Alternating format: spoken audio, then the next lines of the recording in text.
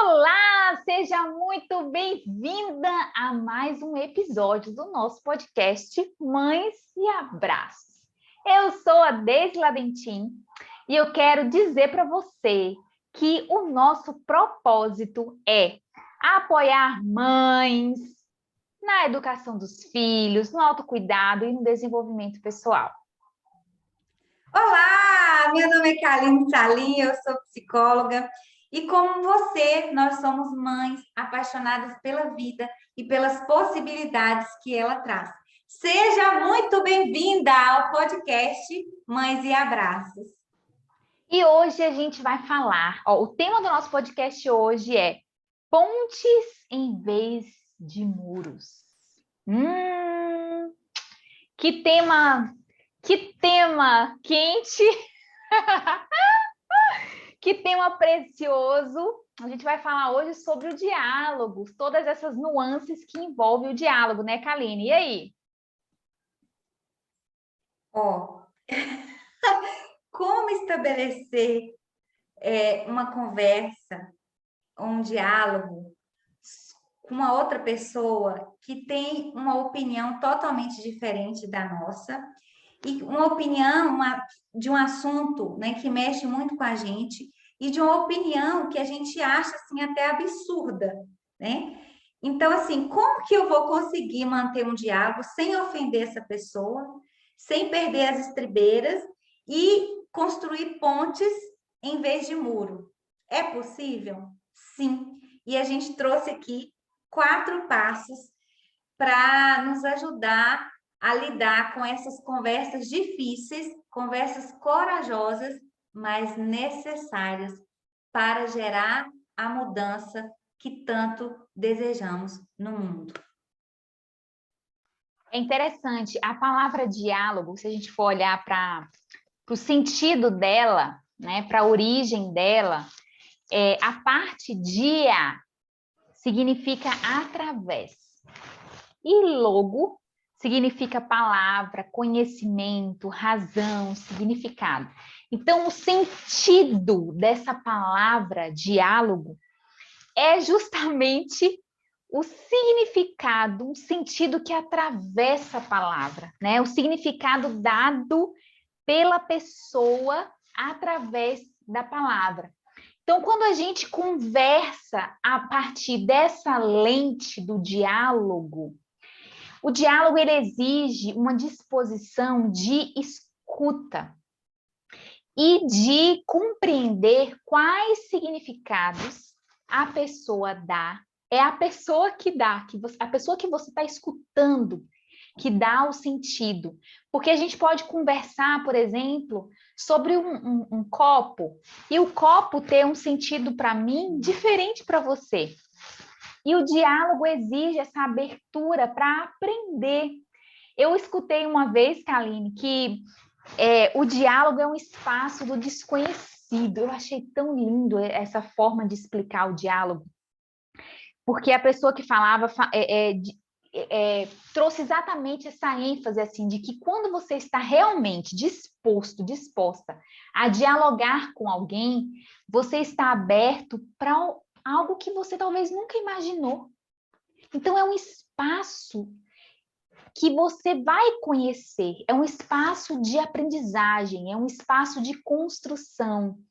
Porque numa conversa difícil, uma conversa complexa, é muito provável que os sentidos, a maneira como as pessoas estão sentindo aquele tema, aquele problema, são muito diferentes. E é exatamente muitas vezes esse fator do relacionamento que traz conflito, não é verdade? É justamente essa diferença na maneira como a gente enxerga o mundo, na maneira como a gente interpreta a realidade, e quando a gente traz essa diferença para os relacionamentos, para o cotidiano do relacionamento, é que é muitas vezes um gerador de conflito. Mas a gente quer encorajar você hoje a pensar sobre esse tipo de conversa, porque existem outros tipos de conversa. Mas o diálogo é justamente essa disposição do coração de aprender com o outro, de estar com os ouvidos, mas também o coração aberto, de verdade, para compreender o que o outro vai trazer. Prima, eu acho que o seu cabelo está enroscando o microfone. Está dando um chiado no fundo. Tá, vou resolver isso aqui. Ou o seu cabelo ou a blusa. Depois eu te dou um retorno. Tá bom. Eu trouxe aqui 4 passos, né, para a gente manter essa conversa. Primeiro, não tente convencer, nem se defender e nem levar para o lado pessoal. Eu vou contar para vocês, esse final de semana passado foi feriado e eu fui para a roça do meu cunhado e chegando lá, a gente ficou, né, 3 dias lá e eu já conhecia, né, a pessoa que estava lá e ela tem uma visão sobre a educação de filhos totalmente diferente da minha. Então, ela acredita que bater educa, é, a maneira como ela trata a infância, a maneira como ela fala da infância, né, no aspecto negativo, né, dizendo que crianças são maus, crianças são, a gente tem que tomar cuidado, que são manipuladoras. Então, ele falava muito sobre esse aspecto negativo da infância e sobre o fato de corrigir a criança, né, com grito, com surra, com rigor, com rigidez. E aquilo, gente, foi me incomodando de uma forma que vocês não têm noção. Que todo mundo aqui sabe que eu levanto a bandeira, né, de proteção às crianças, né, da educação sem violência, da educação consciente, da educação respeitosa, né, da educação positiva. Então, no primeiro momento, quando eu vi o tratamento que ele estava dando às crianças lá no local e a maneira como ele falava, aquilo foi gerando muita raiva em mim. E aí, a primeira coisa que vem na cabeça é julgar o outro. E aí, eu fiquei com tanta raiva e eu rotulei tanto ele, né, que eu me afastei. Eu falei, não, não vou ficar no mesmo ambiente que ele, vou sair, porque isso está sendo tóxico demais para mim. Então, no primeiro momento, essa é a nossa reação. É acusar o outro, é julgar, ou então tentar convencer o outro, se colocando no lugar de certa e colocando o outro no lugar de errado. Ou então ser palestrinha. Sabe o que é o palestrinha, prima? É aquela pessoa que fica dá uma de palestrante durante a conversa. Porque eu sou formada em psicologia, porque uma pesquisa americana revela que a educação sem palmadas é efetiva, porque a disciplina positiva, racionalizando a conversa, ou partindo do pressuposto do saber, né? Do conhecimento, eu possuo conhecimento e você não. Eu estou no lugar de autoridade do saber, né? De formação, de conhecimento, de experiência, e você não. Então, você fica nessa. Aí, imediatamente, você se coloca no lugar de superioridade, né? E coloca o outro no lugar de inferioridade, tentando convencer o outro da sua verdade, do seu ponto de vista. Mas a gente tem que entender que o nosso ponto de vista não é uma verdade absoluta, mas é a vista do ponto em que a gente está. E que o outro, né, no ponto do outro, ele pode estar vendo algo totalmente diferente do que eu vejo. Mas a gente não está preparada para escutar o outro quando a gente se enche de raiva, quando a gente julga, quando a gente acusa o outro. Então, nesse primeiro momento, eu confesso para vocês que foi isso que eu senti. A vontade que dá é de fugir do local ou então enfrentar a pessoa. E aí, você não tem que fazer isso, tá? Você não tem que manter uma conversa, um diálogo com a pessoa que tem um ponto de vista diferente do seu. Você não precisa disso, porque isso vai te levar a um desconforto muito grande. Conversas difíceis trazem desconforto e muitas vezes desgaste emocional. Então, a gente não tem que, mas na medida que eu fui convivendo com ele, eu fui saindo desse lugar de rotular, de acusar, e fui para um lugar Deixa eu ver o que está por trás dessa fala dele. Que aí a gente vai entrar no segundo passo. Deixa eu ver o humano, né, que está por trás dessa fala, que me irrita tanto, que me provoca tanto. Você tocou num ponto fundamental, porque duas coisas aí que você trouxe. Essa questão de reconhecer os nossos limites nesse processo do diálogo, porque tem conversas que nós não estamos preparadas para fazer, porque a gente sabe que exige muito da gente e que às vezes a gente precisa de um processo de preparação para conversar sobre determinados assuntos com determinadas pessoas. Às vezes a gente precisa escolher não conversar sobre determinados assuntos.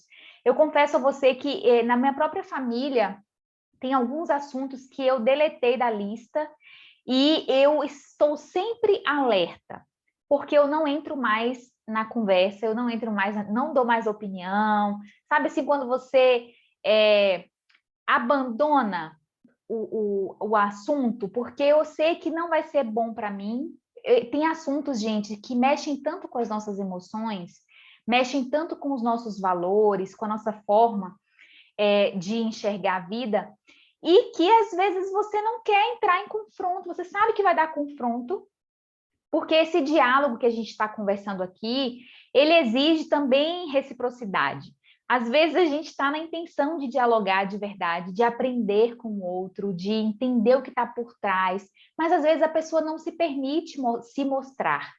Quantas vezes a gente fez perguntas, né, que é um pilar importante do diálogo, fazer perguntas realmente interessadas para compreender a outra pessoa, para entender o que está por trás do comportamento dela, das falas dela, mas a pessoa não está disposta a se abrir, não está disposta a se vulnerabilizar, a essa troca que permite essa compreensão mútua. E aí, às vezes, a gente precisa, como eu falei aqui, tomar algumas posturas mais drásticas. Olha, com essa pessoa eu não converso mais sobre esse assunto. Então, é importante reconhecer os nossos limites, reconhecer todos esses fatores que eu estou falando aqui. Às vezes é uma conversa que vai exigir preparação, que você vai precisar.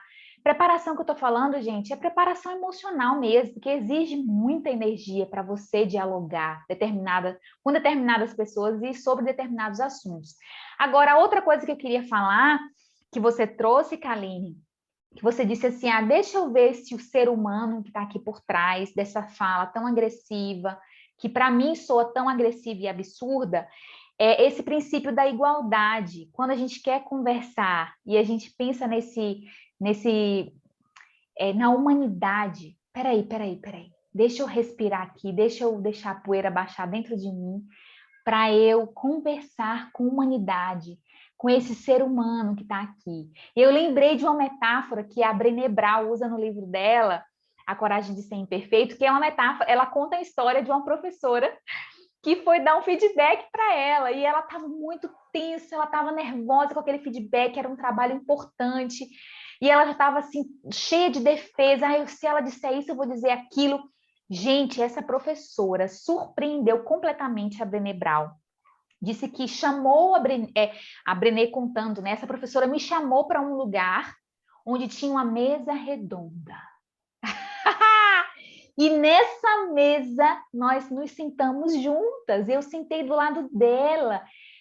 Uma mesa redonda significa compartilhar, né? Significa horizontalidade. Não existe dono aqui. Não existe aquele que fica no pé, na cabeceira da mesa, né? Que manda, que é a figura de autoridade. Ela se colocou em pé de igualdade com a aluna.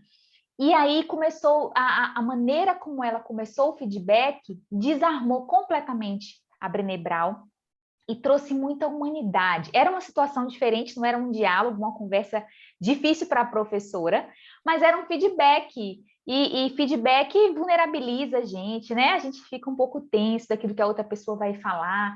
Então, dois pontos importantes para a gente praticar, exercitar esse diálogo, que é essa conversa que a gente está falando aqui, para criar pontes em vez de muros, é o princípio da igualdade que essa metáfora da mesa exemplifica, e esse princípio de reconhecimento das nossas próprias limitações.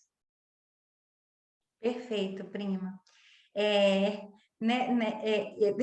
Eu lembro de uma frase da Lia Luft que diz assim: a infância é o chão que você vai pisar pelo resto de suas vidas.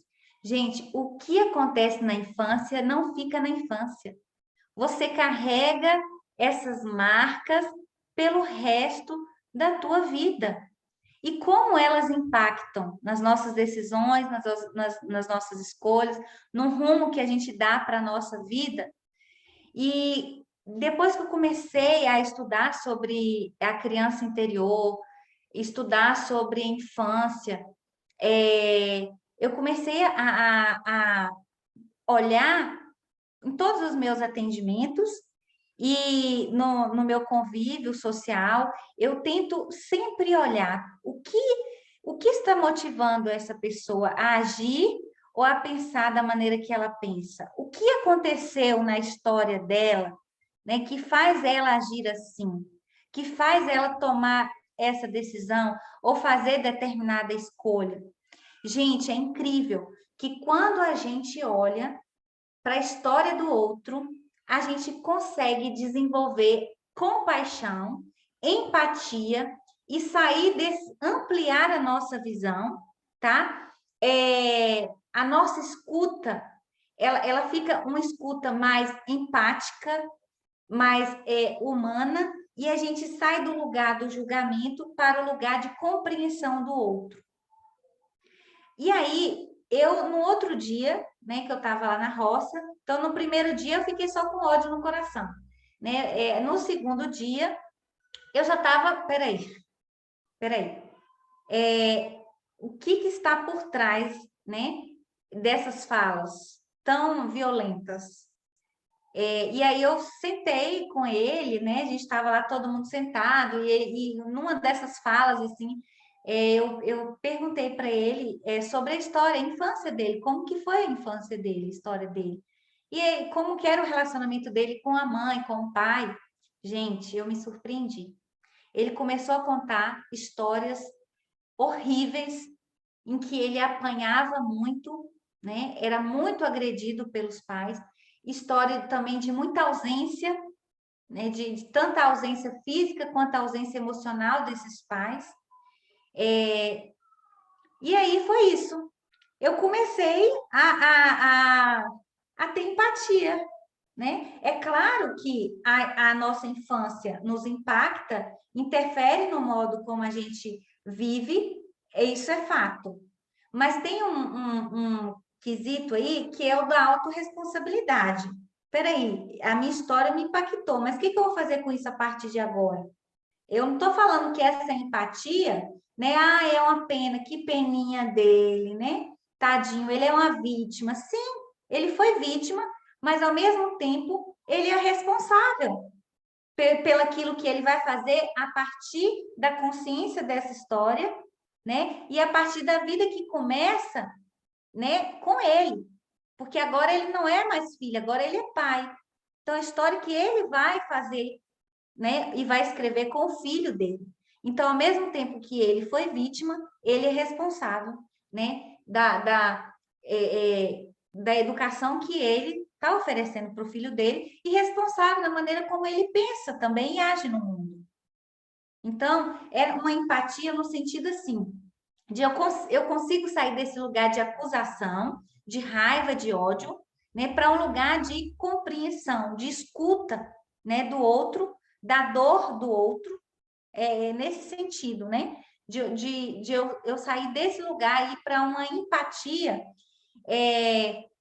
e em vez de julgar, eu perguntar.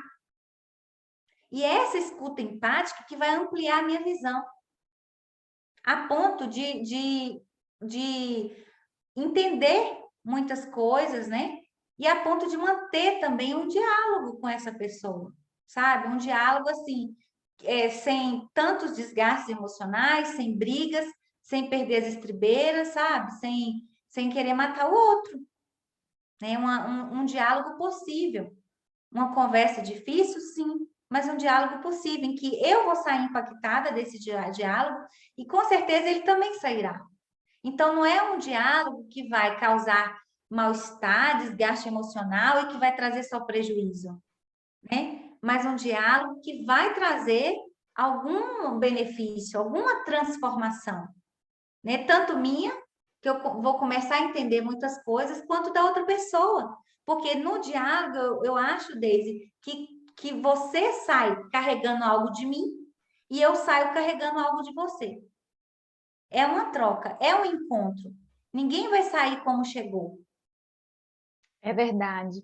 E uma das coisas que exige essa maturidade, né, Kaline, na construção de diálogos, é justamente ficar tranquilo com essa diferença de opiniões. Primeiro, a compreensão que você trouxe, né, sobre a contextualização da história, compreender o que está por trás das palavras, buscar compreender, na verdade, a partir de uma curiosidade verdadeira, o que está por trás do que a pessoa está dizendo, do comportamento da pessoa, né? E a compreensão da própria história da pessoa. Mas, assim, uma das coisas que eu acredito que exige muita maturidade quando a gente vai fazer essas conversas é essa questão, assim, olha, a gente está conversando aqui, especialmente quando as duas pessoas, elas têm opiniões diferentes a respeito de um tema, de um determinado problema, é assim, eu não preciso te convencer. O meu interesse aqui não é te convencer, não é fazer você abandonar o que você acredita. E aí faz parte disso que você falou, né? A gente abrir mão de querer convencer o outro. Isso é muito rico, porque a gente parte na conversa, a gente inicia a conversa de um outro lugar. Peraí, eu não quero mudar você. Essas conversas, gente, essas conversas que criam pontes e não muros, são conversas acolhedoras, que buscam abraçar a pessoa, por mais difícil que seja, mas abraçar a própria história da pessoa, como a Kaline falou, né? E tá tranquilo em relação assim, olha, a minha opinião é diferente, mas você não precisa concordar comigo, mas independente disso, a gente pode conversar, a gente pode dialogar. Independentemente da gente acordar ou não sobre um determinado tema, a gente pode conversar. E aí é interessante até a gente pensar sobre, por exemplo, a mediação de conflitos, que um dos propósitos da mediação de conflitos é trazer soluções do tipo ganha-ganha. As partes envolvidas, elas dividem os danos, dividem os riscos, mas elas também dividem a parte vantajosa da decisão. E aí é interessante quando você estiver construindo diálogos desse tipo, na resolução de conflitos, pensa sobre esse aspecto. Apesar das nossas diferenças aqui, dos nossos problemas, de que forma que a gente pode chegar a uma solução que seja favorável para nós dois, para ambas as partes? E aí a gente até pode relembrar uma ferramenta da disciplina positiva, que é foco em soluções. Porque quando a gente busca resolver um conflito, é importante que a gente esteja com a nossa escuta afiada e que a gente foque em soluções, porque às vezes a gente tende a fala, como uma forma de botar para fora as nossas próprias emoções, gasta horas falando, e não chega em lugar nenhum. Quem já participou de uma conversa dessa? Gente, é muito improdutivo. Mas quando a gente vai para uma conversa, especialmente para resolução de conflito, estou falando agora, porque às vezes tem um diálogo gostoso, né, Kaline? Não necessariamente existe um conflito ali. Mas em casos de conflito, é importante que a gente vá com esse coração. Peraí, vamos encontrar soluções. Somos divergentes, somos muito diferentes, mas se tem um problema a resolver, se tem um conflito a resolver, de que forma que a gente pode encontrar uma solução que seja favorável para nós dois, mas vai para a conversa com esse foco, sabe? Não de colocar o seu ego de dizer que você é boa, mostrar, sabe, você, às vezes a gente vai, né, com essa nossa carga, assim, de querer se colocar de forma superior, aí a gente já está ferindo aí um princípio que a gente falou lá no começo, que é o princípio da igualdade, mas aí você quer tanto se colocar como superior que você fica só falando para mostrar a sua superioridade e não busca nenhum tipo de solução. Inclusive, tem um TED, eu esqueci de anotar o nome desse TED para indicar aqui para você, mas o autor, ele fala sobre 3 tipos de conversa, que é o diálogo, a discussão e o debate. O diálogo, o foco do diálogo é gerar conexão e significado. A discussão tem o objetivo de trazer análise e conclusão, ou seja, a gente vai discutir para analisar todos os pontos, para a gente compreender mais profundamente determinado assunto. E o debate, o que está por trás de um debate é vencer, é prevalecer. Até, a gente pode até pensar nos debates que acontecem antes das eleições. Você está ali com os vários candidatos que são concorrentes e eles querem prevalecer, eles querem sobressair. Então, a postura é muito diferente em cada tipo de conversa. O terceiro passo é exatamente esse: ajuste as suas expectativas. Esteja preparado para discordâncias, porque são mundos diferentes, gente. Eu acho que não tem casamento sem discordância, porque você tem hábitos totalmente diferentes da outra pessoa. Você foi criado em um lugar por pais diferentes, né, num ambiente diferente, às vezes cidades, às vezes até países diferentes, cada um vem com a cultura, cada um vem trazendo a sua bagagem. Então, vai ter atrito, vai ter conflito, vai ter muitos embates, muitas discordâncias, isso é fato. Então, quando a gente entra para um casamento, ou quando a gente vai ter uma conversa com uma pessoa que pensa diferente da gente, é claro que vai haver discordâncias, é claro que vai existir desconforto. Porque é muito fácil você sentar com uma pessoa que fala a mesma língua que você. É muito fácil. O que você diz é compreendido pelo outro. O que o outro diz, você compreende. E há uma reciprocidade, né?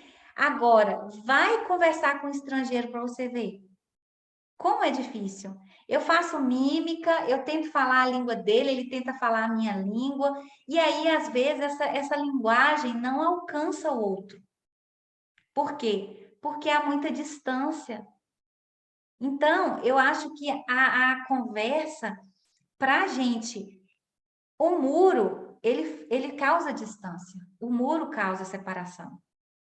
Então, para a gente criar pontes, a gente precisa se conectar com o outro. Né? Então, não é que eu vou esvaziar das minhas ideias, dos meus princípios e valores. Não é isso. Não é que eu vou conversar com outro e concordar com tudo que ele diz, né? Fingir que estou concordando, né? Não é isso. Eu posso me posicionar, dizer o que eu penso, né? Defender, né, aquilo que eu acredito, mas sem precisar agredir o outro, né? Sem precisar acusar, sem precisar, né, de tanto estranhamento, sabe? De tanto desgaste emocional. E eu queria deixar aqui para vocês aqui, se não tem, gente, disponibilidade de coração, se você não tem empatia, então não conversa, tá? No primeiro dia mesmo, se eu sentasse com ele, o negócio não ia prestar. Porque eu estava com muita raiva, com muito ódio. Eu não conseguia enxergar o humano por trás das falas dele. Eu não queria saber da história, eu não estava nem aí para a história dele. Eu estava indignada porque me parecia absurdo, né, a forma como ele tratava as crianças e a forma como ele pensava, né, da infância. Então, no primeiro dia, eu não sentei com ele para conversar mesmo, não. Se eu sentasse, ia ter um embate e o embate ia ser feio, né? Mas aí, quando eu desenvolvi esse olhar, né? Quando eu ampliei esse olhar, e meu coração se encheu de empatia, eu fui capaz de me conectar com ele. ouvir o ponto de vista dele e me posicionar sem agredi-lo, de forma, né, não violenta. Então, são mundos diferentes. Esteja preparado. Se você não está preparado, então não vale a pena sentar para conversar. Aline, você quer relembrar os pontos que já foram ditos até agora? Sim. O primeiro passo, não tente convencer, nem se defender e nem leve para o lado pessoal. Segundo, veja o humano por trás da fala do outro que te irrita tanto. Terceiro, ajuste as suas expectativas. E agora eu vou falar do quarto, e Deise vai comentar, porque ela é cientista social e ela manja desse assunto. Existe uma estrutura social por trás da opressão. Infelizmente existe.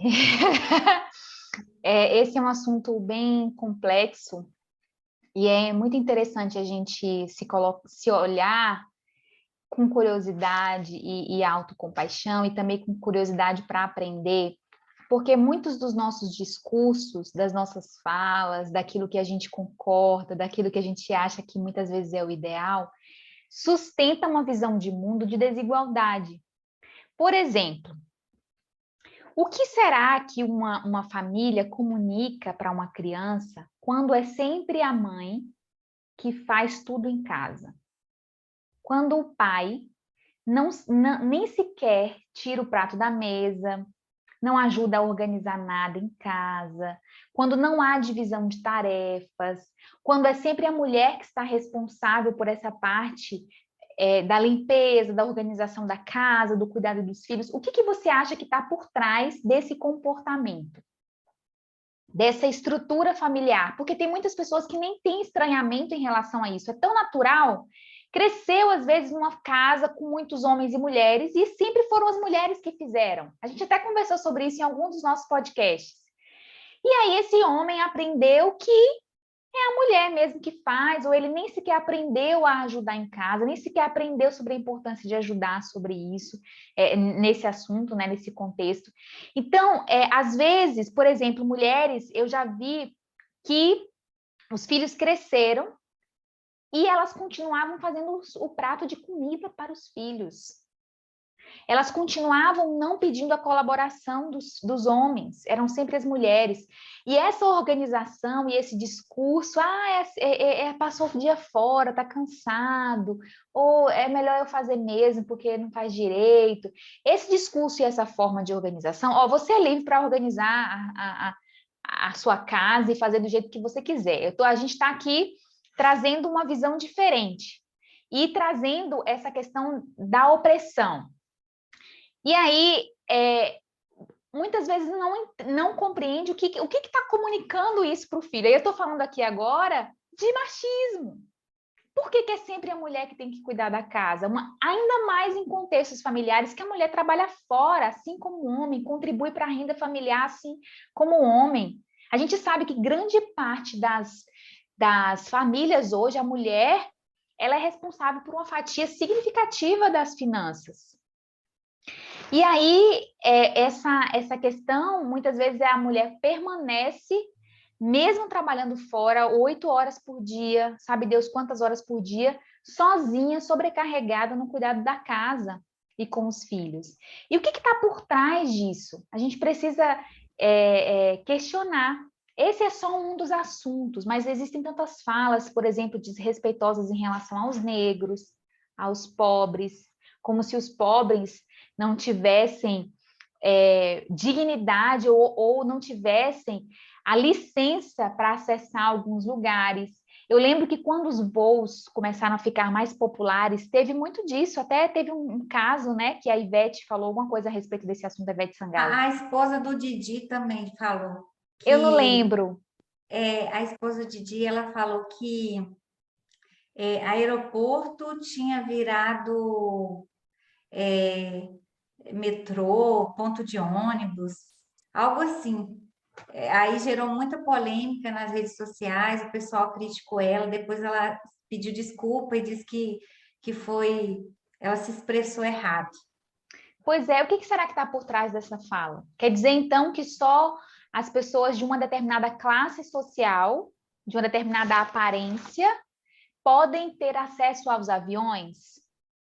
Gente, eu tenho uma amiga que ela é assistente social, Kaline, e ela está morando em Goiânia agora, ela é do Rio de Janeiro, e ela disse que várias vezes ela já foi confundida com empregada doméstica no prédio dela, no elevador do prédio dela. Muitas vezes ela já foi indagada ou tratada como se ela fosse uma pessoa que trabalha ali nas casas, que não tem nenhum problema, mas nessa questão que eu estou querendo dizer. Mas por que confundiram ela? Porque ela tem os traços de negra, né? Ela não é a pele dela não é negra, mas ela tem cabelo encaracolado, é uma morena clara, se a gente fosse colocar. Mas os traços dela é de uma pessoa negra. E será que confundem, por exemplo, uma pessoa de olho azul com uma funcionária doméstica? Então, assim, a gente precisa refletir sobre isso. Quantos médicos negros você conhece? Eu não conheço nenhum. Quantos advogados negros você conhece? Quantos professores universitários negros você teve na sua formação? Eu preciso aqui... Eu não lembro se eu tive um professor negro. Entendeu, gente? Então, assim, a gente precisa começar a aperfeiçoar, aprimorar o nosso olhar para perceber se a gente sustenta essa estrutura de desigualdade, de injustiça, porque muitas vezes a gente faz isso e nem percebe. A Elisama até conta, né, que quando ela teve a segunda filha, uma amiga, ela ouvia vários comentários de pessoas que falavam assim: ai, que pena que ela não é tão clarinha como o Miguel. Ai, parece que ela vai ser mais pretinha, né? Como se isso fosse um problema. E aí a gente precisa se questionar: será que eu faço esse tipo de comentário? Né? O que está por trás desse tipo de fala? Então,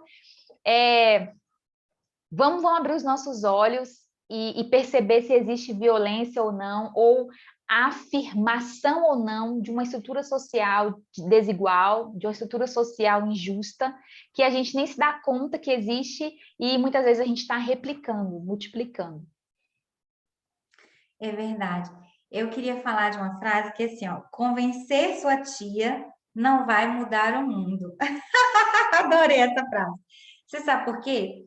Eu vou contar para vocês. Nós somos primas baianas e a gente tem uma tia, né, que é a tia Léa. E a tia Léa, gente, quando eu ponho um post lá no Instagram, assim, ó, por que os pais batem nos filhos?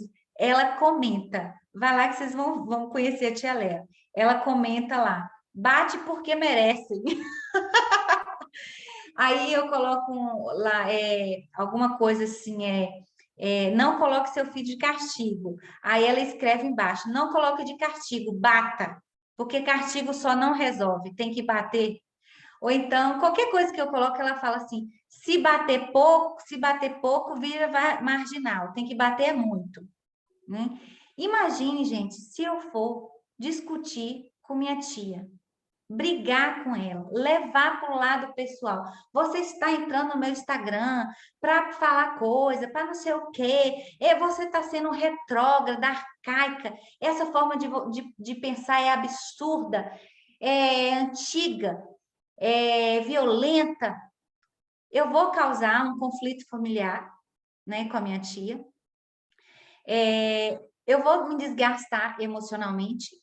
Por quê? Porque eu vou tentar convencê-la do contrário, dessa forma, falando, acusando ela, xingando ela. Nunca vou convencer.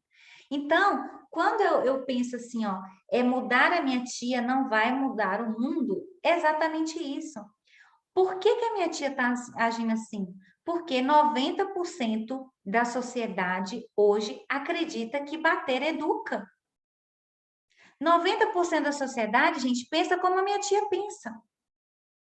Mudar o jeito dela pensar, a força, né, na marra, agredindo, vai transformar o mundo? Não. Então, o que eu tenho que pegar? Eu tenho que pegar essa força, né? Essa mensagem que eu divulgo, essa mensagem que eu prego, eu tenho que ter mais força para continuar esse trabalho, continuar essa jornada, né? Colocando a minha voz no mundo, né? E tentando convencer as pessoas não pelo ódio, não pela dor, não pela força, mas pelo amor. Mostrando, por exemplo, que o meu filho está sendo educado sem violência e ele não virou marginal. Mostrando exemplos, né, de pessoas que nunca encostaram o dedo no filho e o filho não virou marginal, virou uma pessoa de bom caráter. Vocês entenderam? Então a gente tem que ampliar o nosso olhar para essa questão que ela é muito maior. Não é micro, é macro. Não é individual, é coletivo, é social. Então, quando eu enxergo isso e vejo que o que move essa pessoa a chamar uma criança de boiolinha, né, que foi o que aconteceu lá na roça, essa pessoa que eu estou falando, que desde o início do podcast chamou uma criança de boiolinha, o que está por trás disso? O machismo, a homofobia, né? E vários outros discursos discriminatórios. Mas ela não é a única pessoa que tem esse discurso. A sociedade tem esse discurso. E a gente tem que unir as nossas forças, né, para mudar essa realidade, essa estrutura macro. E eu não vou fazer isso sozinha. Não é uma andorinha só, não faz verão. É interessante a gente relembrar que as nossas opiniões, os nossos gostos, aquilo que a gente aprecia, tem um histórico, vem de algum lugar. Todos nós somos pessoas que foram influenciadas, né, que têm uma história, que têm uma trajetória, que tiveram referências, né? Nós lemos livros, nós estudamos, nós conversamos com pessoas que moldam, de certa forma, as nossas opiniões, a gente precisa reconhecer isso. Então, se você tem determinada opinião, não é que você construiu sozinho, vem de algum lugar isso aí. Sabe? Quando a gente pega, por exemplo, um trabalho acadêmico e a gente tem as referências bibliográficas, a pessoa construiu, escreveu sobre aquele tema, mas ela não tirou da cabeça dela sozinha. Calma aí que a humanidade, né?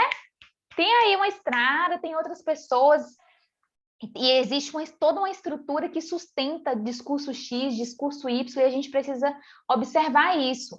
E aí é uma outra coisa que eu quero falar para a gente ir para o final. Quero deixar uma frase aqui para você que eu gosto demais, que diz assim: revolucionário é todo aquele que quer mudar o mundo e tem a coragem de começar por si mesmo. Se você quer mudar o mundo, se você quer ajudar a construir cada vez mais pontes e não muros, começa por você.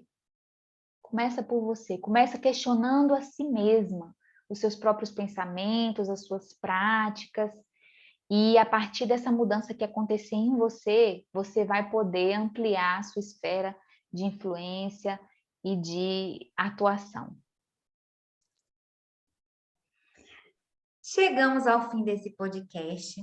A gente espera, né, que tenha sido proveitoso para você, porque foi para nós. A gente faz tudo aqui com muito amor, né, com muita empolgação, com muita coragem, muita verdade. E eu agradeço você, ouvinte, né, que está nos acompanhando, que nos escuta. É uma honra para nós, né, saber que você está, né, nos acompanhando, nos ouvindo e nos ajudando. Então, divulgue esse trabalho, compartilha com outras mães. Nós agradecemos. Isso vai nos fortalecer e nos encorajar, né, para continuar a jornada. Um beijo no coração de vocês e até a próxima. Um Tchau, beijo, gente. Tchau, um beijo. A gente se vê.